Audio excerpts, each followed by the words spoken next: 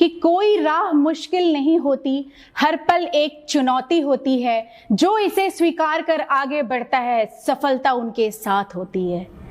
मैं उन दिनों की बात करती हूँ जब मैं कॉलेज में थी, छोटी थी।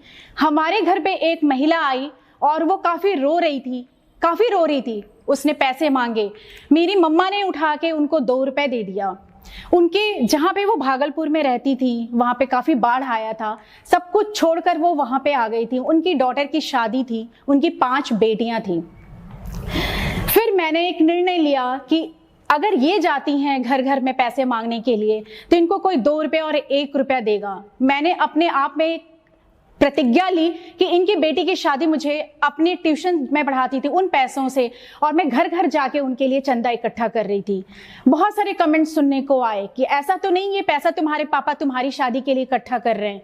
पापा को काफी बुरा लगता था कि ये काम नहीं करो, लेकिन मुझे लगता था उस महिला के साथ एक अचानक से मुसीबत आई है, अगर कोई भी उसकी मदद नहीं करेगा तो वो कहाँ जाएगी। ये सारी चीजें मेरे अपनी जिंदगी में प्रेरणा लेकर चली और मैंने सोचा मुझे भी अपनी लाइफ में कुछ करना है, और उन गरीब बच्चे या जिनके साथ इस तरह के अचानक में कोई मुसीबत आया हो, मुझे उनकी मदद करनी है। मैं न्यूज़ रीडिंग करती थी झारखंड के लोकल चैनल निगाहें आप तक में। मुझे मास कम्युनिकेशन का कोर्स करना था और वो सारी चीज़ें मीडिया के सामने लानी थी, लेकिन ड्यू टू फाइनेंशियली पापा के ऊपर बहुत सारी रिस्पॉन्सिबिलिटी थी, वो इतना एक्सपेंडिचर मेरे ऊपर नहीं कर पा रहे थे, एक्सपेंस नहीं कर पा रहे थे। फिर मैं अपने एक रिलेटिव के यहाँ दिल्ली आई। दिल्ली में आने के बाद उन्होंने कोई राम सलाम ही नहीं किया मेरे साथ। फिर मैं अपनी एक फ्रेंड के घर पे आई। आने के बाद मैं बीमार हो गई। बीमार होने के बाद आफ्टर 1 वीक और 10 डेज के बाद वो कहती है तुम्हें 7,000 रुपये यहाँ जमा करने पड़ेंगे। मैंने कहा किस बात के 7,000 रुपये? उसने कहा तुम यहाँ पे रही, तुम यहाँ पे खाना खाई। हमारे यहाँ तो कभी ऐसा मैंने देखा नहीं बचपन से कि हमारे घर पे कोई आता है तो हम उसके खाने का खर्चा और उसके रहने का खर्चा उठाएं। इतनी बड़ी मेट्रोपॉलिटन सिटी, इतनी भागदौड़ की जिंदगी, इतनी चकाचौंध की दुनिया में मुझे लगा सब कुछ अंधकार सा हो गया हो। फिर मैंने अपनी फ्रेंड को बोला मेरे पास तो जॉब नहीं है, मैं जॉबलेस हूँ, मैं कैसे करूँ। उसके दूसरे दिन मुझे किसी ने बताया कि ओखला में इंटरव्यू है। आप यकीन करोगे मैं घर से 7 बजे निकली, सुबह 10 बजे से लेकर रात के 8:30 बजे मैं पैदल चली हूँ और मैं ओखला तब जाके पहुंची हूँ।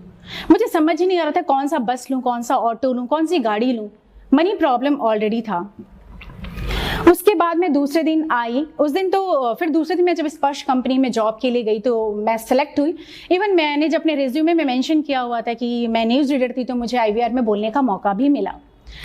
उसके बाद मेरी जॉब लगी, लेकिन मुझे नहीं पता था दिल्ली की ठंड इतनी कड़ाके की होती है।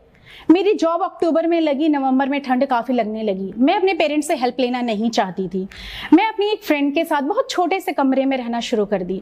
ठंड की वो इतनी कड़ाके की ठंड थी कि मैं 2 जींस, जो भी मेरे पास कपड़े थे वो सारे कपड़े मैंने पहन लिए, लेकिन 200 रुपये मेरे पास नहीं था कि मैं एक ब्लैंकेट भी ले पाऊँ।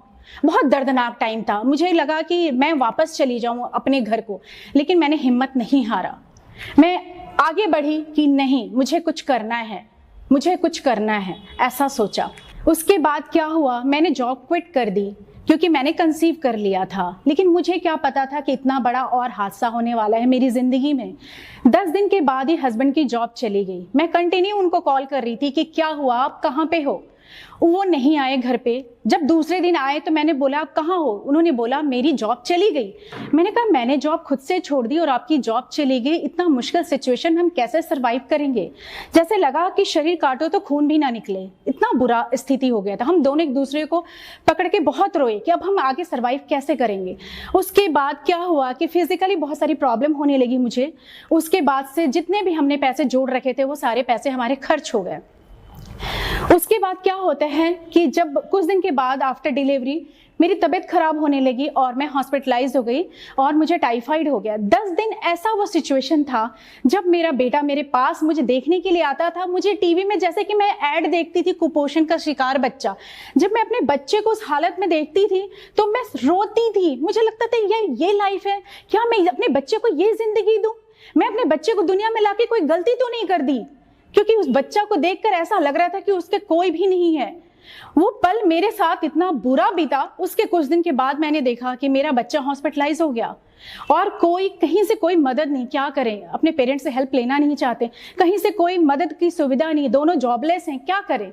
उसके बाद क्या हुआ कि मैंने जॉब करने की ठानी कि नहीं मुझे जॉब करना है।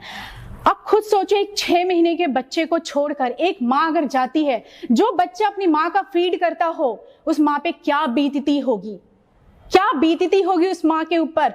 लेकिन उसने सोचा कि अगर हम ऐसे ही लाइफ जीते चलते रहेगा हमारी लाइफ, तो हम इस बच्चे को कैसे अच्छी लाइफ दे पाएंगे। हस्बैंड की तबीयत थोड़ी ठीक नहीं रहती थी, वो जॉब नहीं कर पाते थे। मैंने जॉब के लिए आगे बढ़ी, मैंने इंटरव्यू देने के लिए गई, मैं बैंक ऑफ अमेरिका में इंटरव्यू दिया, मेरा पूरा दिन खत्म हो गया। रात के पौने मैंने 13 से 14 राउंड क्लियर कर लिए। मैं बहुत खुश हो रही थी अंदर अंदर कि मुझे जॉब मिल गई। लेकिन जब पौने 12 बजे रात को एक HR आके कहता है, you will try after some time, you will try after some time. ऐसा लगा कि किसी बस के नीचे आ जाऊं, ऐसा लगा किसी ट्रक के नीचे आ जाऊं। मैं अपने बच्चों को अच्छी लाइफ नहीं दे सकती, मैं मरना चाहती हूँ। लेकिन एक स्टोरी सुनाना चाहूंगी बीच में। मेरे फादर ने कहा था, जब मैं कॉलेज गई थी एडमिशन कराने के लिए, गार्ड ने बोला था कि आप नहीं जा सकते, आपके बच्चे का मार्क्स कम है। मेरे पापा ने कहा था मुझे जाने दो, मुझे रिक्वेस्ट करने दो। रिक्वेस्ट नाम की रिक्वेस्ट शब्द एक डिक्शनरी में होता है, मुझे जाने दो। अगर उस मेरे बच्चे का एडमिशन नहीं होगा तो नहीं होगा, लेकिन मेरे बच्चे के अंदर जो नॉलेज है उसको तो वो नहीं खराब करेंगे ना, उसको तो वो डिस्ट्रॉय नहीं करेंगे ना। उन्होंने ऐसा कहा था। वही बात मैंने अपने जिंदगी में अमल की, उस पर इम्प्लीमेंट किया और मैंने कहा नहीं, आपको आगे बढ़ना है। अगर आप बैंक ऑफ अमेरिका में जॉब नहीं मिलती आपको, कोई बात नहीं, आप आगे ट्राई करना। मैं टूट तो बहुत चुकी थी, क्योंकि रात के पौने 12 बजे जब 1 बजे तक मैं अपने घर पे पहुंची, अपने बेटे को रोता बिलखता देखकर मुझे लगा बेटा मैं तेरे लिए कुछ नहीं कर पाई, मैं तुम्हें एक अच्छा लाइफ नहीं दे सकती, ऐसा फील किया मैंने। उसके बाद 2 दिन के बाद मैंने IBM के लिए इंटरव्यू देने के लिए गई और आई गॉट सेलेक्टेड। वो दिन जिंदगी का इतना अच्छा दिन था मेरे लिए, इतनी खुशी का दिन था। सिर्फ इस बात के लिए खुशी हो रहा था कि मैं अपने बच्चों को एक अच्छा लाइफ दे सकती हूँ, मैं अपने बच्चे को अच्छी परवरिश दे सकती हूँ, मैं अपने बच्चे को अच्छा एजुकेशन दे सकती हूँ। उसके बाद कुछ फैमिली इशू के कारण हम यहाँ से छोड़कर रेंट पे चले गए, हम हस्बैंड वाइफ और मेरा बच्चा। आप यकीन नहीं करोगे, हमारे पास कुछ भी नहीं था, कुछ भी नहीं था। हम क्या खाना बनाएं, हम किस पे रहें, कौन से घर में रहें, कैसे क्या करें, कुछ समझ नहीं आ रहा, दिमाग बिल्कुल ब्लैंक सा हो गया था। लेकिन उस दौरान मेरी एक फ्रेंड का एक स्टोर रूम में उसने अपने ऑफिस का सामान रखा था, उसने कहा था क्या तुम यहाँ पे रह सकती हो। मैंने कहा मैं अपने बेटे के लिए कुछ भी कर सकती हूँ, कुछ भी कर सकती हूँ, anything can do in my life for my son. उसके बाद मैं वो स्टोर रूम में रहने लगी। कुछ दिन के बाद जब मेरी सैलरी आई और मुझे उस समय इतने कमेंट्स मिले, कैसी माँ है अपने बच्चे को छोड़कर जॉब पे जा रही है, इसको शर्म नहीं आती, बहुत सारे ताने सुनने को मिले। लेकिन उस चीज पे मैंने ध्यान नहीं दिया और मैं आगे बढ़ी क्योंकि जॉब करने वाला कोई भी नहीं था घर पे। उसके बाद क्या हुआ कि जब मैं अपनी फर्स्ट सैलरी से, जब मेरे बच्चे का दूध खराब हो जा रहा था, जब मेरे बच्चे का खाना खराब हो जाता, मैंने एक फ्रिज खरीद के लाई। और यू कांट बिलीव, उस फ्रिज को मैं पूरी रात उठ के मोर देन 50 किसेस किए होंगे, क्योंकि वो मेरी मेहनत की थी। वो जो मैंने इतने परिश्रम के बाद उस चीज को खरीदा, जो उस मेहनत के बाद मैंने उस चीज को लिया अपनी जिंदगी में, मैं इतना खुश थी कि आज मेरे घर में अगर मैं 2 AC भी लगा दूं ना, तो भी वो खुशी मुझे नहीं मिलती जो उस मेहनत करने के बाद मुझे वो खुशी मिली थी। उसके बाद धीरे धीरे हस्बैंड की जॉब लगी। उसके बाद मैंने स्कूल चेंज किया, स्कूल आई क्योंकि मेरा बच्चा काफी छोटा था। उसके बाद मैंने सेरा इंटरनेशनल में किया, मैंने रेनबो स्कूल में किया। उसके बाद मैं किड्स होम में भी जॉब की। Right now again I want to make my career in the MNC। Right now I am working in the Concentrix company. अभी भी मैं क्या करती हूँ, मैं उस चीज को समझती हूँ कि जिसके पास पैसा नहीं होता है, जिन माँ बाप अपने बच्चे को नहीं पढ़ा सकते, जो उनको आगे नहीं बढ़ा सकते, वो उनके दिल पे क्या बीतती होगी।